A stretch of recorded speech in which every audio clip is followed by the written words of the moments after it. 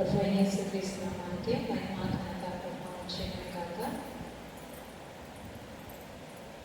మన ప్రభువైన యేసుక్రీస్తు సన్నిధి ఇక్కడ ఉన్నాడని మనం నమ్మచ్చు. మత్స్యంగా చేసిన ప్రార్థన దేవుడు విన్నాడని మనందరం ఏకీభవించాము. దేవుని సన్నిధి ఇక్కడ ఉంది. సో మనం త్వరగా దేవుని వాక్యంలోనికి వెళ్ళిపోతామండి. ఒక క్షణం అందరూ కూడా మనసులో ఏ ఆలోచన దయచేసి ఏ ఇతర ఆలోచనలు వద్దు. కాసేపు ఒక అరగంట దేవుని సన్నిధిలో గడపడానికి వచ్చాం కనుక దేవుని మాటను వినడానికి మన హృదయాన్ని తెలుసుకున్నాము.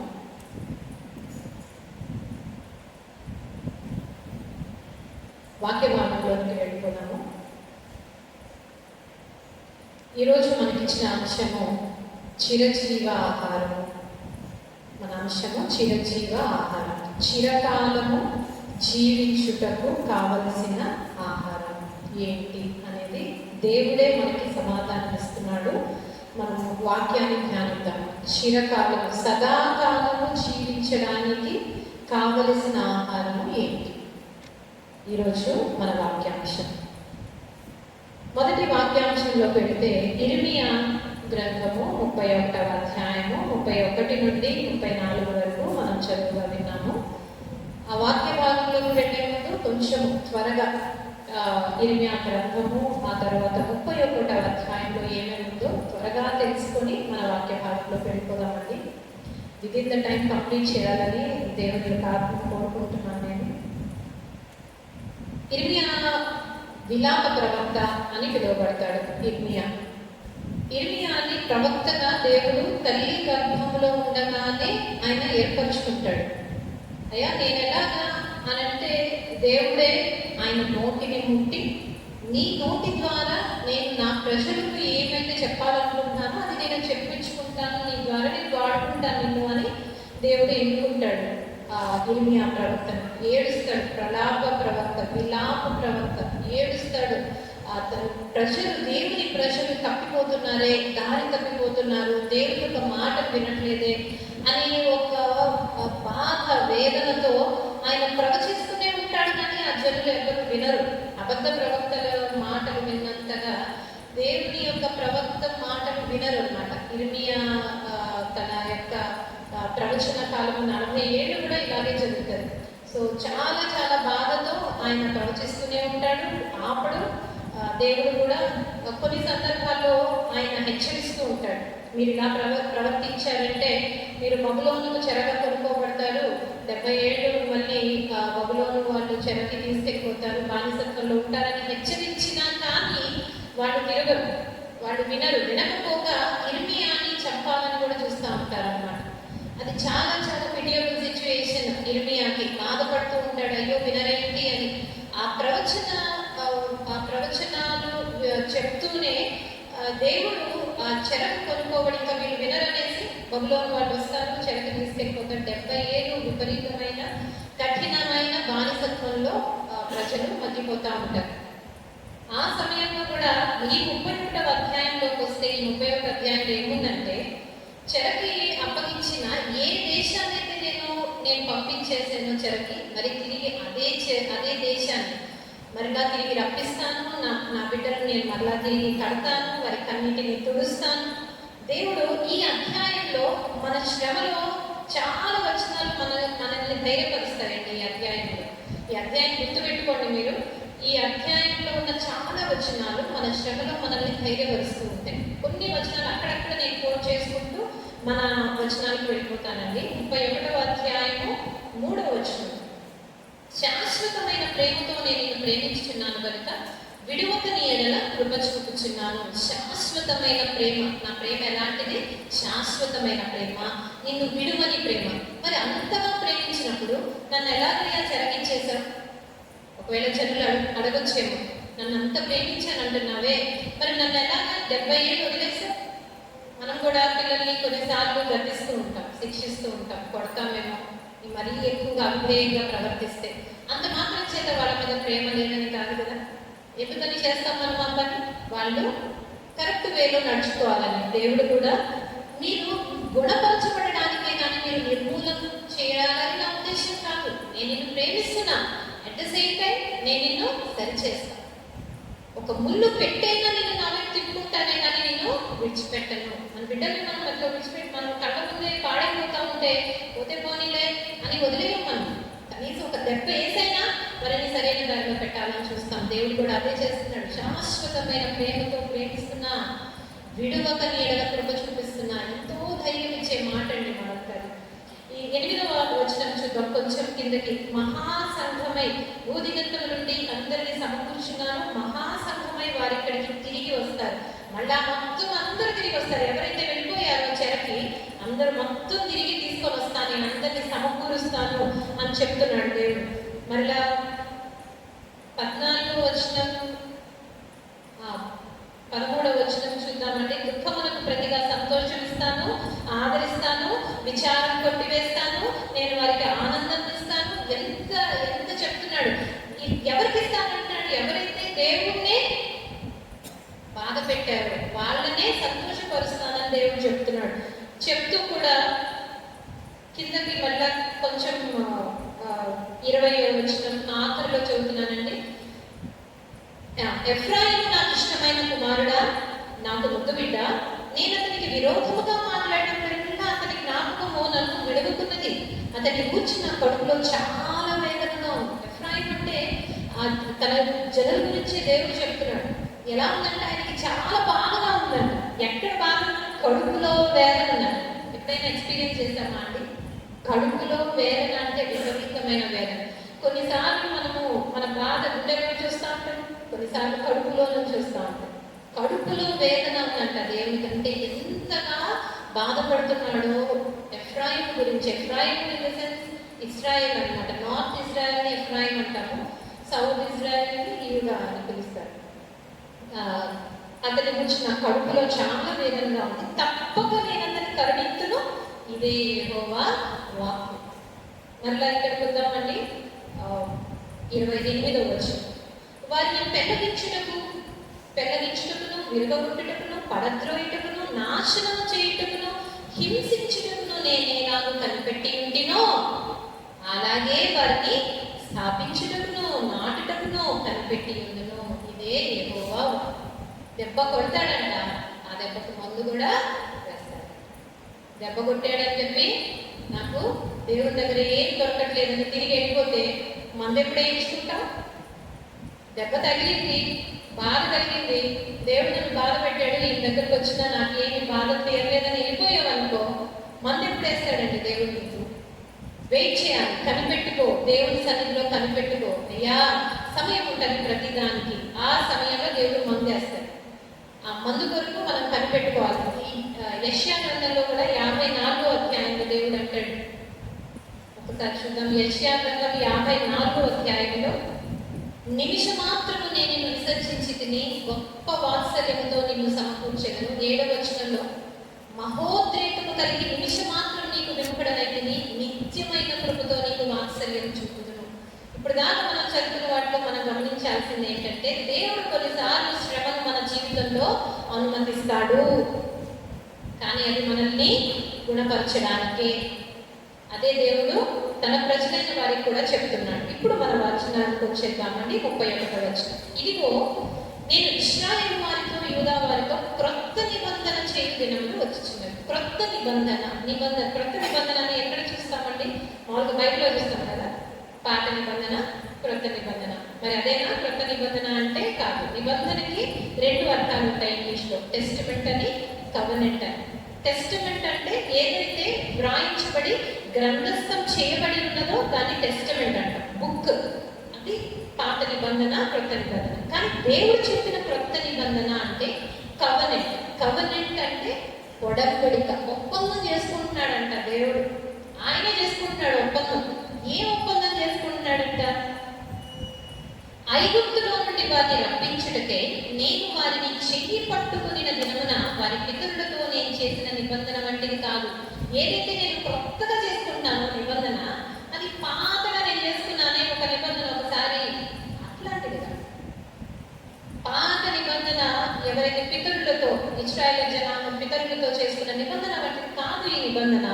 ఇది ఒక క్రొత్త నిబంధన. క్రొత్తగా నేను నా జనులతో మరలా తిరిగి నేను వాళ్ళతో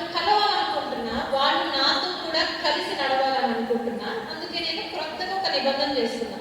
ఏదైనా సరి చేసుకోవాలనుకుంటే దాని నుంచి దీనికి అవి మార్పులు చేర్పులు చేసి ఒక నిబంధన చేసుకుంటాను. ఇదే యెహోవా వాక్కు. కొంచెం మళ్ళా చదువుతా 33. ఈ దినములైన తర్వాత నేను ఇశ్రాయేలు వారితో యూదా వారితో చేయబో నిబంధన ఇదే. ఏంటంట నిబంధన? అది వారి మనసులలో నా ధర్మ ఉంచెదను, వారి హృదయం మీద దాన్ని రాసేదను. ఎక్కడ రాశాడంట? హృదయం మీద. పాత నిబంధన ఎక్కడ రాశాడు? రాతి పలకల మీద. రాతి పలకలు విరిగిపోవచ్చు, కానీ హృదయం మీద ఎందుకు రాస్తున్నాడంటే నువ్వు ఎప్పటికీ మర్చిపోవు ఇక దేవుణ్ణి. ఏదైతే దేవుడు నిబంధన చేసుకున్నాడో నీతో ఎప్పటికీ మర్చిపోకుండా నీ మనసు మీద అలాగే ఉండిపోద్దని దేవుని మనసు మీద రాస్తున్నాడని, హృదయం మీద రాస్తున్నాడంట.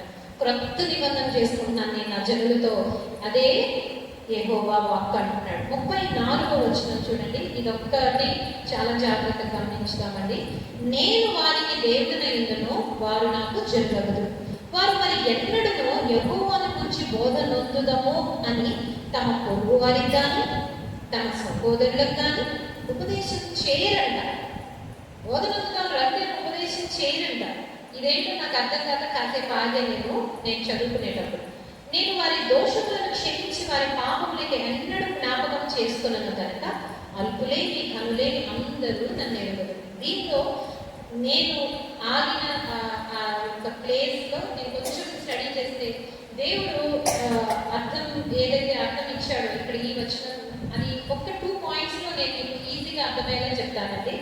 ఈ 2 శ్రేష్టమైన దీవెనలు మనకి ఈ వచనంలో కనబడుతున్నాయి. ఫస్ట్ ఏంటి అంటే మన పాపముల నుండి శాశ్వతమైన క్షమాపణ. లాస్ట్లో చెప్తున్నాను చూడండి, దోషములను క్షమించి వారి పాపములకి ఎన్నడూ జ్ఞాపకం చేస్తాను. ఎప్పుడైతే నేను అసలు జ్ఞాపకం చేస్తాను వారు చేసిన తప్పులు ఏమైనా మామూలు తప్పులు అంటే ఎంతగా దేవునికి అసహ్యమైనది విగ్రహారాధన. అదే వారు చేసింది. ఆలయంలో దేవునికి అసహ్యకరమైన పనులు చేస్తూ, విగ్రహారాధన చేస్తూ, అన్యాచారాలు పాటిస్తూ, వాళ్ళ పిల్లల్ని బలి ఇస్తూ, ఇలా దేవునికి ఆయాసకరంగా దుఃఖకరంగా మనకి ఫస్ట్ ఆజ్ఞ ఏంటండి?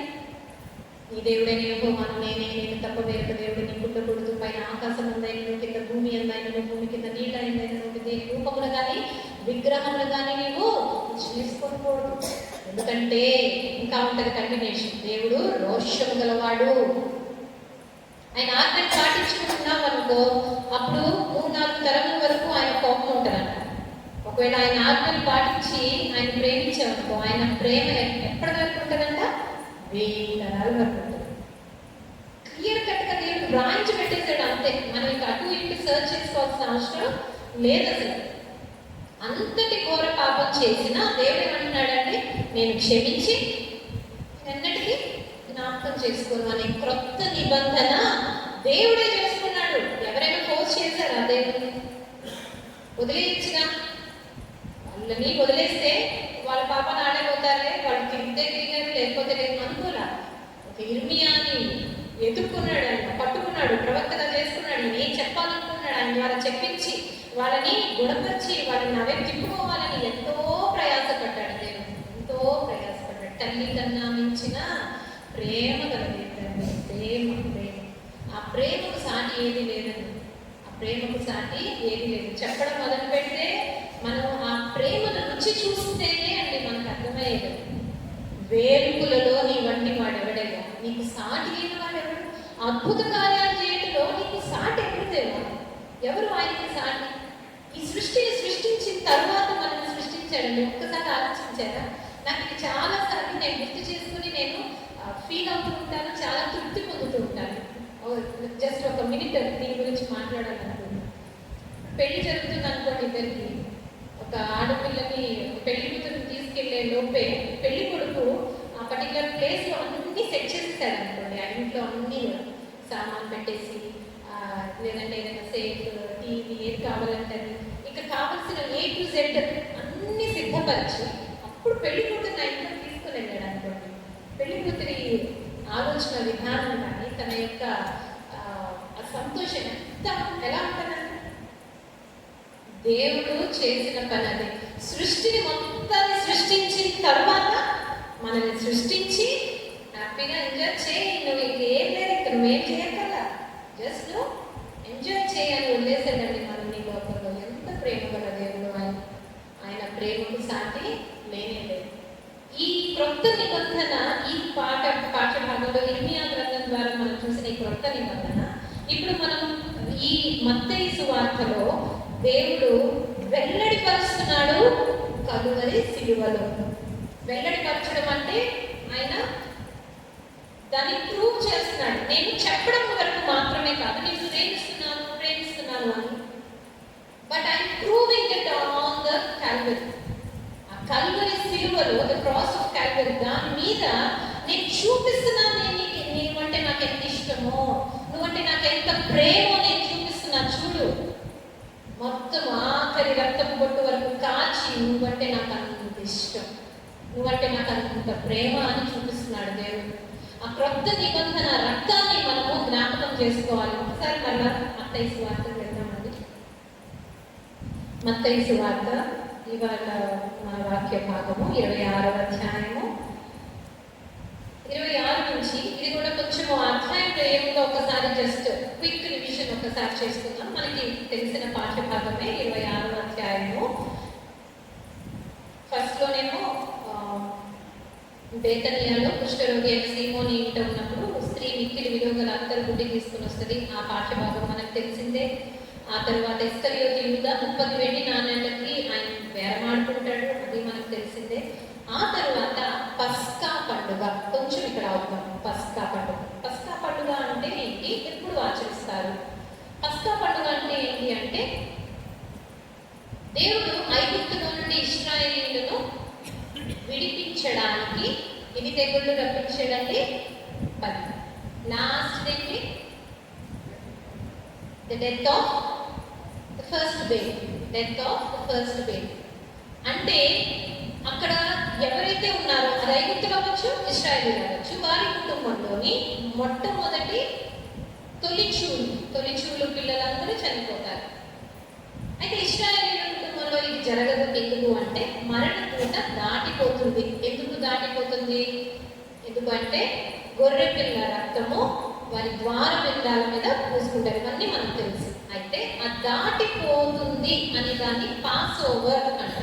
ఏమంటామండి? పాస్ ఓవర్ అనే దీన్ని పస్కా పండుగగా వాళ్ళు ఆచరిస్తారు. ఎందుకు ఆచరిస్తారంటే ఇలా పండుగ ఆచరించినప్పుడు జ్ఞాపకం చేసుకుంటారనమాట. దేవుడు మనల్ని ఒకసారి ఈ యొక్క బానిసత్వం నుండి మనల్ని విడిపించాడు. సో మనల్ని దేవుడు ఎట్లాంటి స్థితి నుండి మనల్ని విడిపించి మనల్ని పాలు తెగులు ప్రవహించే దేశానికి మనల్ని తీసుకొని వచ్చాడో అని దేవుడు చేసిన ఆ గొప్ప కార్యాన్ని వాళ్ళు జ్ఞాపకం చేసుకోవడానికి చేసే పండుగే పస్కా పండుగ. అయితే ఆ పస్కాలో యూజువల్గా ఏముంటుందంటే కనుక బ్రెడ్ అండ్ ద్రాక్ష పళ్ళు, ద్రాక్ష రసము, ఖర్జూర పళ్ళు, ఇవన్నీ అక్కడ పెట్టుకుంటారు చిన్న బల్ల మీద. అండ్ వాళ్ళు కింద కూర్చుంటారు. ఈ సెట్టింగ్ మీకు అర్థమై ఉంటుంది. ఒక బల్ల ఉంటుంది, అది మన డైనింగ్ టేబుల్ అనుకుంటారు, చిన్నది అన్నమాట. కింద కూర్చొని ఆ బల్ల మీద పెట్టుకొని తినేలాగా ఉంటుంది. వాళ్ళ యొక్క way of having the meals అలా ఉంటాయి అన్నమాట. సో పస్కా పండుగకి ఎక్కడైనా మేము సిద్ధపరచాలని దేవుడిని అడిగినప్పుడు దేవుడు ఫలానా ప్లేస్ చూపిస్తాడు, పస్కా పండుగకి సిద్ధపరుస్తాడు. అయితే ఆ పస్కా పండుగ ఆచరించాలి మేము అని కూర్చుంటారు వాళ్ళు. కానీ దేవుడు ఒక క్రొత్త ఆధ్యాత్మికమైన భోజనాన్ని వారికి పరిచయం చేయబోతున్నాడు అన్నమాట. ఇక్కడ వాళ్ళు అనుకున్నారు మనం పస్కా పండుగ ఆచరించబోతున్నామని, కానీ దేవునికి తెలుసు అదే ఆఖరిది అని. ఎందుకని? దేవుడు ఇంకొద్దిసేపట్లో అప్పగింపబడబోతున్నాడు. అందుకని దేవుడు ఆ రొట్టెని తీసుకొని, ద్రాక్ష రసాన్ని తీసుకొని, ఇదిగో నా శరీరము, ఇదిగో నా కొత్త నిబంధన రక్తము, మీరు దీన్ని తినండి, త్రాగండి, నన్ను జ్ఞాపకం చేసుకోండి. యూజువల్గా దీన్ని ఇంగ్లీష్లో మనం లాస్ట్ సప్పర్ అంటాం. సప్పర్ అంటే యూజువల్గా ద లైటెస్ట్ మీల్ అన్నమాట, before the bed time, just like A snack.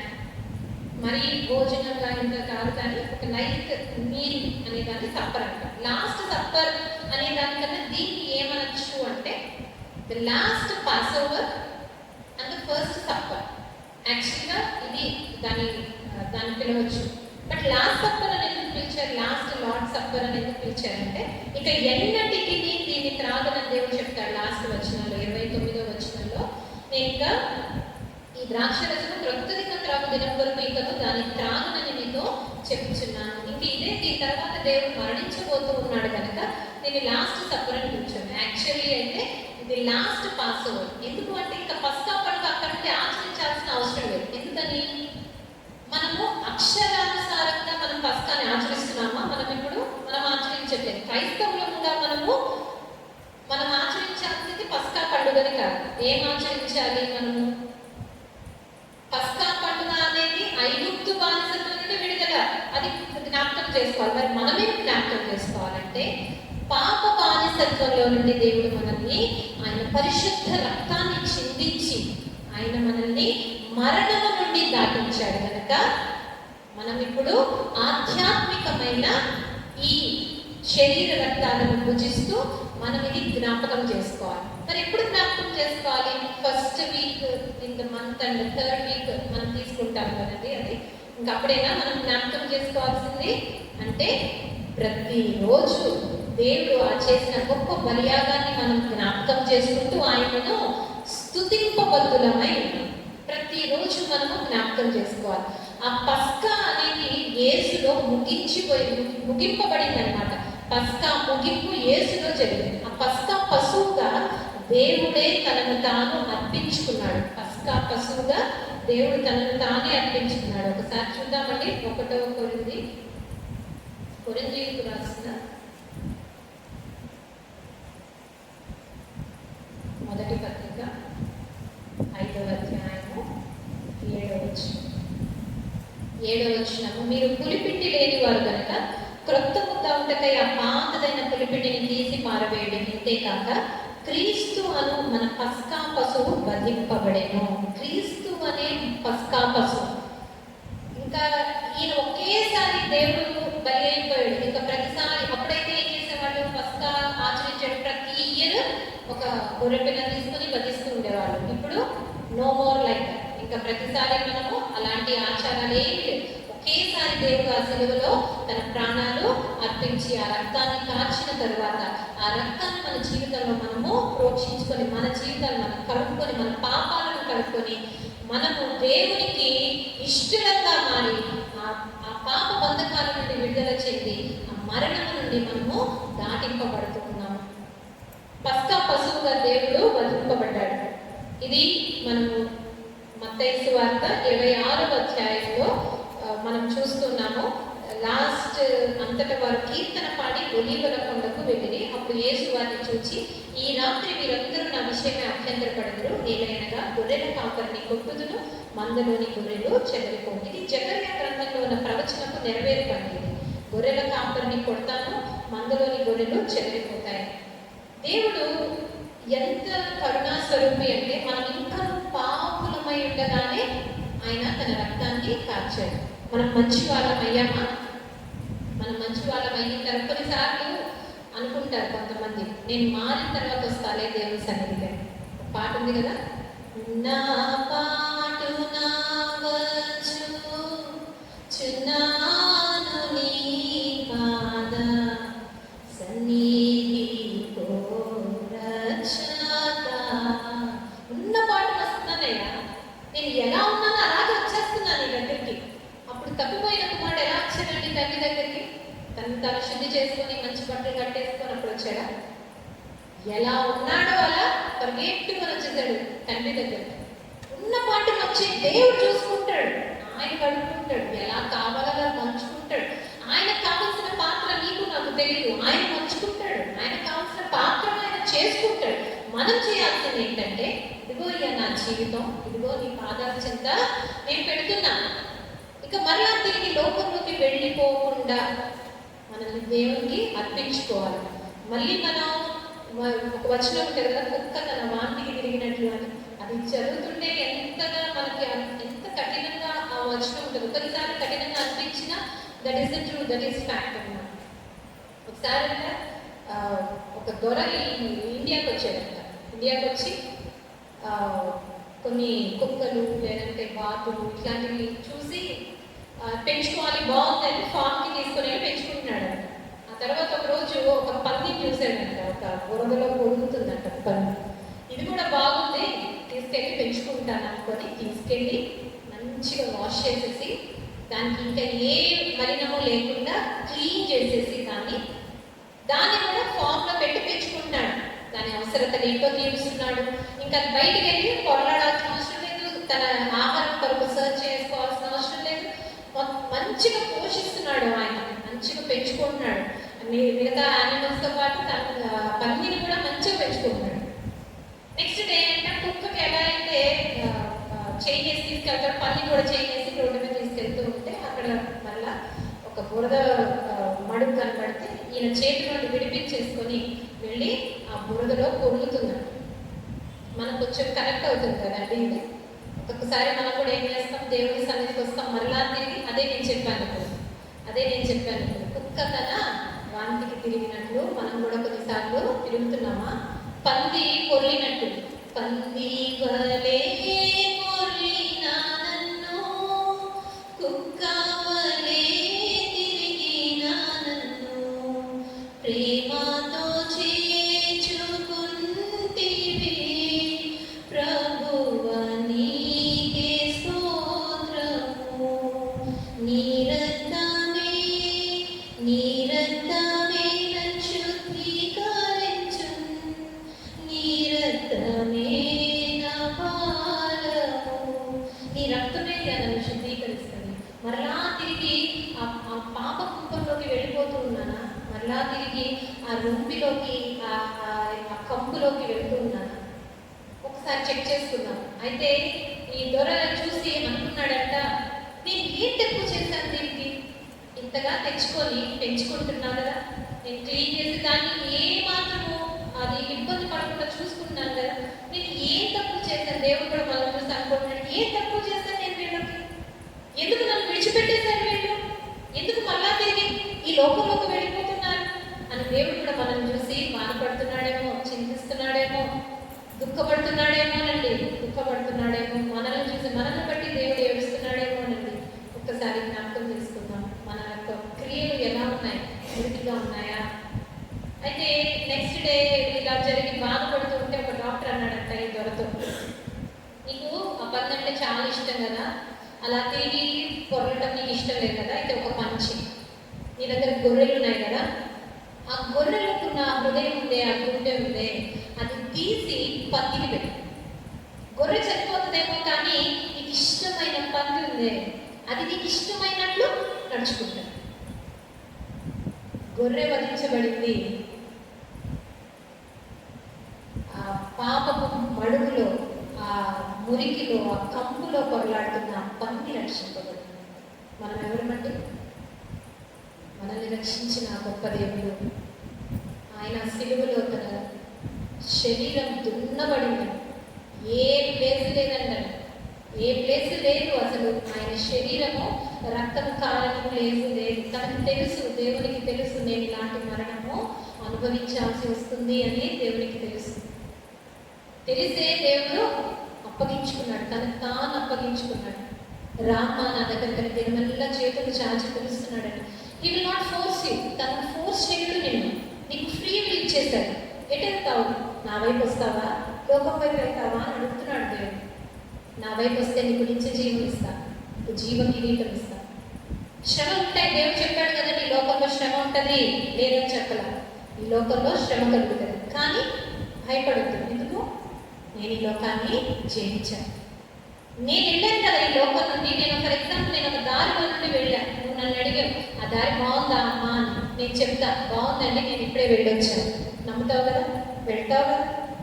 దేవుడు కూడా చెప్తున్నాడు, నాకు తెలుసు కదమ్మా, నేను జయించా, నువ్వు రా నా మార్గంలోకి రా, నాతో నాడు, నేను నడిపిస్తాను కదా. నేను శ్రమ ఉంటుంది, కానీ నేనున్నాను కదా తోడు. శ్రమలో నేను అతనికి తోడే ఉండను, అతను విడిపించి అతన్ని గొప్ప చేస్తాను. భయపడకము, నేను ఈ దేవుడినై నాకు దిగులు పడకము, నేను నీకు బలపడుతున్నా, నీకు సహాయం చేయవాడను నేనే, నీతి అను నా దక్షిణాస్తంతో నేను ఆదుకునే దేవుడు ఆయన. నువ్వు వస్తేనే ఆదుకుంటాడు, నువ్వు రాకపోతే ఫోర్స్గా నేను లాగను. ఆయనకి అప్పగించేసుకోవాలి. నేను ఉన్న పాటను వచ్చాయి, ఎక్కడున్నా, ఎలా ఉన్నా, ఎలాంటి స్థితిలో ఉన్నా, ఎలాంటి కప్పు వచ్చింది. ఇక మరలా తిరిగి వెనక్కి వెళ్ళనట్లుగా దేవునికి అప్పగించేసి చివరి నిమిషం దాకా, చివరి నిమిషం ఆఖరి శ్వాస వరకు నీకు నమ్మకంగా బ్రతుకుతానయ్యా, బడా నమ్మకమైన మంచి దాసుడు, బడా నమ్మకమైన మంచి దాసుడు అనిపించుకుందామా అని మనం దేవుడితో? బడా నమ్మకమైన మంచి దాసుడు, మంచి దాసుడు అని దేవుడి చేత మనము అనిపించుకోగలిగాము అంటే మన జీవితము ధన్యం. ఫస్ట్ క్వశ్చన్ ఏంటంటే కదా, ఈ అంశం ఏంటి? చిరజీవ ఆహారం. చిరకాలము జీవించడానికి కావలసిన ఆహారం దేవుడే చెప్తున్నాడు. ఒకసారి తీద్దాము, అది యోహాను సువార్త 6వ అధ్యాయము. దేవుడే చెప్తున్నాడు. నేను అడిగాను కదా ఫస్ట్ క్వశ్చన్, చిరకాలము సదాకాలము జీవించడానికి మనకు కావలసిన ఆహారం ఎక్కడ దొరుకుతుంది? దేవుడు చెప్తున్నాడు చూడండి, యోహాను సువార్త 6వ అధ్యాయము 35వ వచనం. జీవాహారము నేనే. నేనే అంటే అర్థం ఏంటంటే నేను తప్ప ఇంకా ఎవరు లేరు. అసలు జీవాహారం నేనే. నువ్వు జీవించడానికి, చిరకాలము నువ్వు జీవించడానికి ఆహారము ఈ లోకపు ఆహారం కాదు. ఈ లోకపు ఆహారం రొట్టె వల్ల మాత్రం కాదు, కానీ దేవుని మాట వల్ల వచ్చిన ప్రతి మాట వలన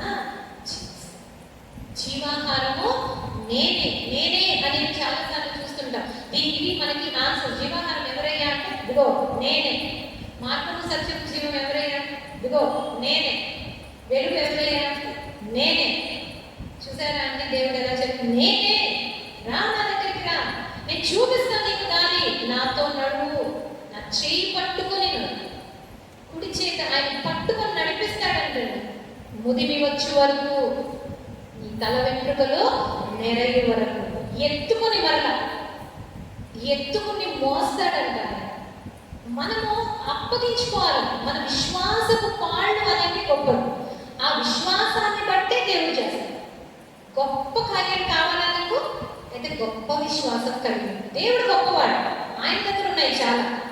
మరి నువ్వేం అడుగుతున్నావు? గొప్పవే అడుగుతున్నావా? నువ్వు ఎవరి దగ్గరికి వెళ్ళి ఏం అడుగుతున్నావు? దేవుడు గొప్పవాడు. ఫర్ ఎగ్జాంపుల్, నీకు జ్వరం వచ్చింది, అయ్యా జ్వరంలో అంటే నన్ను రక్షించు. ఏదైనా చిన్న దెబ్బ తగిలింది, ఈ దెబ్బ నాకు త్వరగా మానిపోయవచ్చు. ఏదైనా గొప్ప ఆపద వచ్చింది, ఇక అది డాక్టర్స్ కూడా చేతులు ఎత్తేసారు. కొన్నిసార్లు అనుకుంటా ఉంటాం అన్నమాట, ఇది జరిగే పని కాదు, ఇంకా దేవుణ్ణి అడగాల్సిన అవసరం లేదు, దేవుని చిత్తమేనేమో ఇది అనుకుని అడగము. నో, అడగాలి. దేవుని నోరు తెరిచి అడగాలి. దేవుడు అసాధ్యాలను సాధ్యపరిచేవాడు. ఆ విశ్వాసం నీకుందా? ఉంటే చెప్పు దేవునికి, అయ్యా అడగమన్నావుగా, అడుగుతున్నా, చూపించు, నీ కార్యం చూపించు నాకు ఇప్పుడు. నీ విశ్వాసం అనేది గొప్పది. విశ్వాసాన్ని బట్టి దేవుడు చేస్తాడు. చెప్తున్నాడు కదా దేవుడు చాలా సందర్భాల్లో కనాను స్త్రీ విషయంలో కానీ విశ్వాసం గొప్పదమ్మా అని, ప్రధాన యాజకుడి విషయంలో ఆశ్చర్యపోతాడంట దేవుడు ఆయన విశ్వాసం చూసి. జీవాహారం నేనే. తర్వాత చూద్దామంటే, నా యొద్దకు వచ్చువాడు ఏమాత్రమునో ఆకలి కొనడు. అంటే అర్థమేంటి? నా యొద్దకు వచ్చిన వాళ్ళు ఇక ఎన్నడూ కూడా ఈ లోకంలోకి ఇక వెనుదిరగాల్సిన అవసరం లేదు. దేని కొరకు నువ్వు వెంపర్లాడాల్సిన అవసరం లేదు. దేని కొరకు సర్చ్ చేయాల్సిన అవసరం లేదు. నా దగ్గరకు వచ్చాక are you hunger of God? దేవుడు అంటే ఆకలి దప్పులు ఉన్నాయా నీకు? నీతి కొరకు ఆకలి దప్పులు గలవారు ధన్యులు, వారు తృప్తిపరచగలరు. దేవుడు సాటిస్ఫై చేస్తాడంటే నీకు ఆకలి ఉందా? ఆకలి దప్పులు ఉన్నాయా? దేని కొరకు ఆకలి దప్పులు ఉన్నాయి? ఈ లోకంలో మన యూజువల్గా మనం దేని కొరకు వెంపర్లాడతామంటే మనం నేమ్ అండ్ ఫేమ్ కొరకు. నేమ్ అండ్ ఫేమ్ కొరకు యూజువల్గా మనం దాని కొరకు వెంపర్లాడతాం. నీతి కొరకు ఆకలి దప్పులు ఉన్నాయా నీకు? అయితే ఆ ఆకలి తీర్చి పంపిస్తాడు, అంతేగాని అర్ధాకలితో పంపే దేవుడు కాదు. నా యొద్దకు వచ్చేవాడు ఏ మాత్రం ఇంకా ఆకలి ఉండదు నీకు. ఇంకా నీకు ఫుల్ కంప్లీట్నెస్ నాలో ఉంది. నీకు నువ్వు వచ్చి చూడు ఒకసారి, సమాధానం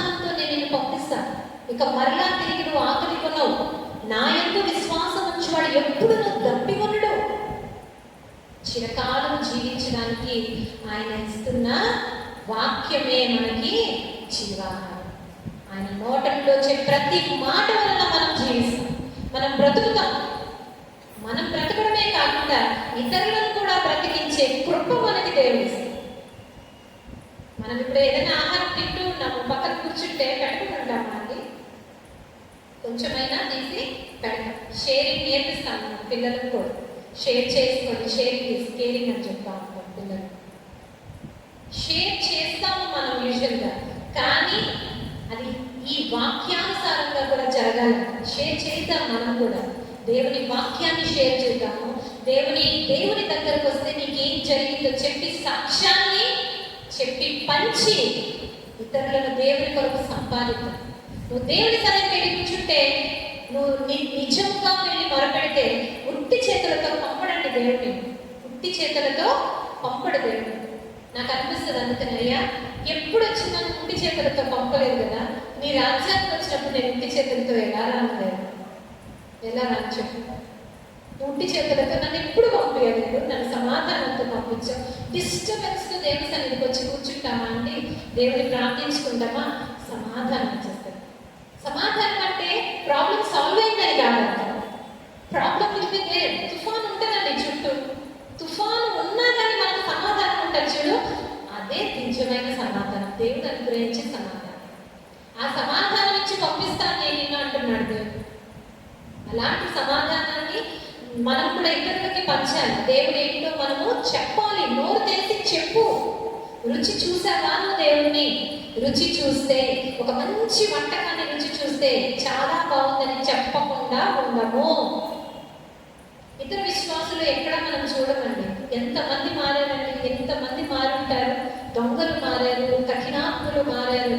దేవుడు కొన్ని మన వీడియోస్ చూస్తూ ఉంటే కొంతమంది సినిమా యాక్టర్స్ మారినట్లు కొన్ని వీడియోస్ వస్తూ ఉన్నాయి. దేవుడు అందరినీ, ప్రతి ఒక్కరిని పట్టుకుంటాడు.